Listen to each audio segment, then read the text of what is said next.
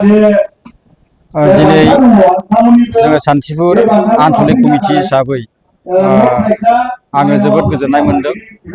थांनाय बोसोरफ्राव जेरैबायदि खुंदोंमोन देग्लायबो सानसेनि हाबाफारियैनो फुंनिफ्राय गोबां हाबाफारि हिसाबै फिरफिला बरायहोनाय आरो थुनलाइयारि बादायनाय, हारिमु बादायलायनाय आरो बेजों लोगोसे मायनावफोरनि मोनसे सावरायमा जथुम बेखौ जोङो लानो हाफुंबाय। आरो बे हाबाफारियावनो जोंहा हांख्रायजानाय हिसाबै गुदि बाथौ धोरोमनि सेन्ट्रेलनि मिरु आफादनिफ्राय आफादगिरि बिथाङा नुजाथिफैनो हादों आरो बिथांनि गेजेरजों जोङो थारैनो मिथिनो मोनदों जे जोङो बे सा ओनसोलाव बाथौ धोरोमारि हिसाबै गोग्लैसोनानै थानाय आरो माखासे गोबां मिथिनांगौ बाथ्राफोरखौ जों बिथांनिफ्राय थारैनो मिथिनो मोनदों। बिनिखायनो आङो गोजोननाय मोनदों आरो लोगोसे बेखौनो फोरमायनो सानदों जोङो चिरां जिल्लानि सिङाव थानाय सान्थिफुर आनसलिक कमिटि बाथौ धोरोमारि आफाद हिसाबै मोनसे आं बेखौ दुखु फोरमायनो सानदों जे जोंनि गासैबो बाथौआरिफ्रा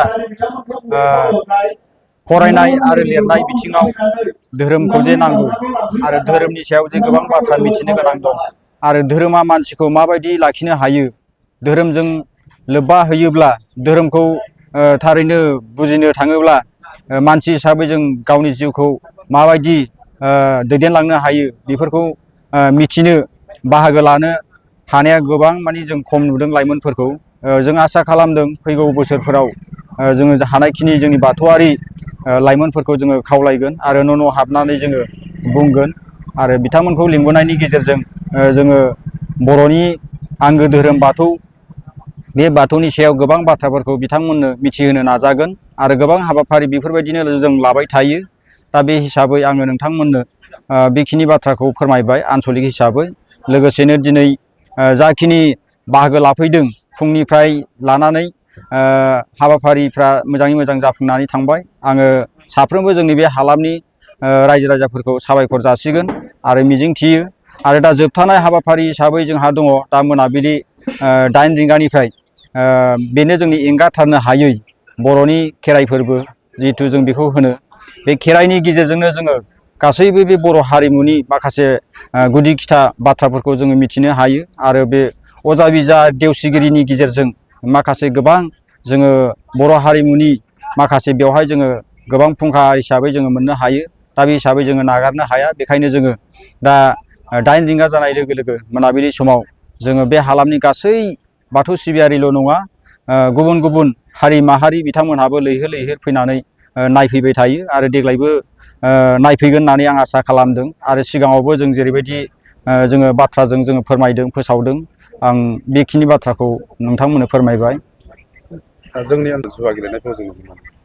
माबाफोर एडभाइस फोरोंनो सानो नामा नोंथाङा? बे बेलायाव आं बेखौनो बुंगोन जोङो बाथौआरि हिसाबै फ्राय माने जोंखौनो बांसिन बाथौ धोरोमारि सुबुंफ्रानो माने जौ जुवाजों गफबनानै थाग्रा होननानै गोदोनिफ्रायनो बे मोनसे जोंनाव मा होनो खान्थि बायदि जानानै थाबोदों।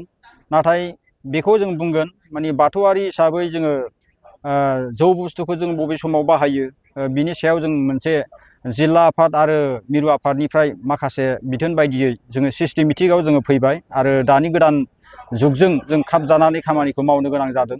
दा बे हिसाबै जोङो लाइमोनफोरखौबो खावलायबोबाय थादों। आरो मोनसे बाथ्राया बेनो जोङो बेवहाय हिन्दुफोरनि लोक्षि फुजा होननानै बुंदों। लोक्षि फुजाजों लोगोसे जोंहा बर'फ्रा बाथौआरिफ्रा जोङो खेराइ हिसाबै जोङो फालिदों। बे खेराइनि गेजेरजों दिनै बे लोक्षि फुजा होननानै जे बेवहाय जौ जुवा ओरै ओरै खेला दुला गेलेनांगौ थानांगौ बेफोरबायदि बेखौ साननो हागौ। नाथाय जों बेखौ जों थारैनो लानाय जायाखै, जों बन्द' खालामनाय जादों। आरो बेवहाय नोंथांमोनहा दिनै मिडिया थ्रुयै फैनानै थारैनो नुफैदों जानांगौ। बेवहाय जोंनाव खुनु रावबो लोंनाय गैया। जोङो मिरामिस जानायजों जोङो खेराइखौ खुंफुंनो नागिरदों आरो साफ्रोमबो जोंनि बे सान्थिफुर हालामनि बाथौ सिबियारिफ्रा गोसो गोथारै बाहागो लाफैदों आरो गाव गावनि न'खरफोरखौ दोननानै धोरोमखौ नांगौ साननानै धोरोमा जे मानसिनो मा फोरोङो बेखौ बुजिनो थाखाय बेवहाय लैहोर लैहोर फैनानै बाहागो लाफैदों। बेखिनि बाथ्रा। फंबायमोननिसिम आंनि गोसो गोरबोनि अननाय आरो खुलुमनायखौ जासिबाय।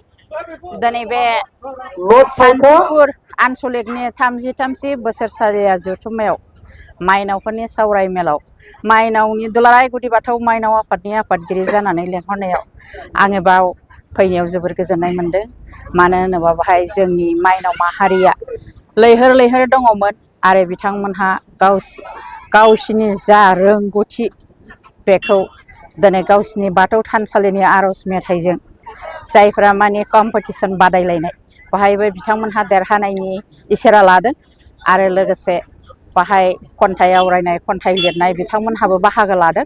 बिथांमोनहाबो गाव गाबागाव रोंगौथिजों गाव गाबागाव बाहागोखौ मोननो हादों आरो बाव माइनावफोरनि सायाव आंखौ फंनैसो बुंनो होलायनाय आङो बाहाय जोंनि दुलाराय गुदि बाथौ माइनाव आफादा धोरोम आफादाव माबायदि थानांगौ जों धोरोमखौ बिमा माहारि हिसाबै माबायदि फुजिनांगौ बेनि सोमोन्दै आं माइनाव बिथांमोननो फंनैसो आंनि बिबुंथिखौ होबाय आरो आं बाहाय गोबाङैनो माइनाव मानसिखौ नुनानै गोरबोजों जोबोद गोजोननाय मोनदों।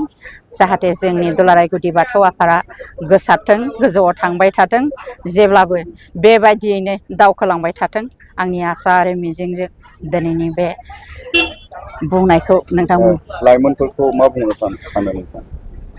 जोंना लाइमोन आफाद दंखायो जोंनि धोरोम आफादाव।